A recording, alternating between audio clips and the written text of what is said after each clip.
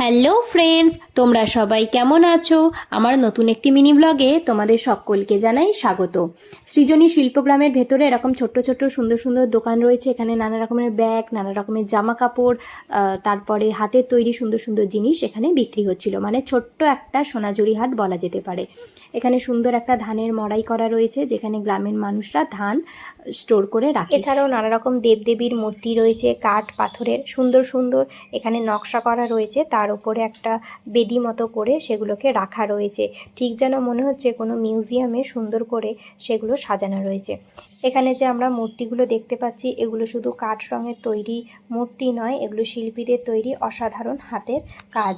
এখানে সুন্দর একটা গরুর গাড়ি বানিয়ে রাখা হয়েছে, যা আগেকার দিনে মানুষ চাষের কাজে ব্যবহার করত। এখন তো ট্রাক্টর হয়ে গেছে। তো এবার একটা ছোট্ট সাঁকো মতো দেখলাম, সেখানে বেশ হেঁটে এসে একটা সুন্দর করে ভিডিও ক্লিপস নিয়ে নিলাম। এরপরে চলে গেলাম আমরা সেই শহীদদের প্রতি শ্রদ্ধা জানাতে যে মূর্তিগুলো বানানো রয়েছে। এখানে রয়েছে সিধু কানুর মূর্তি, বিরসা মুন্ডার মূর্তি, লক্ষ্মণ নায়কের মূর্তি। কম বেশি সকলেই এনাদের সাথে আমরা পরিচিত। ইংরেজদের বন্দুকের সামনে দাঁড়িয়ে প্রতিবাদ করে বুঝিয়ে দিয়েছিল জল জঙ্গল জমিতে আমাদের কতটা অধিকার আছে। বাদ্যযন্ত্র সহযোগে এখানে একটা সুন্দর নৃত্য পরিবেশনা করা হচ্ছে। সৃজনী শিল্পগ্রামের বুকে বসে আছেন শান্তির দূত গৌতম বুদ্ধ, যার শিক্ষা আজও আমাদেরকে শেখায় প্রকৃতিকে ভালোবাসতে।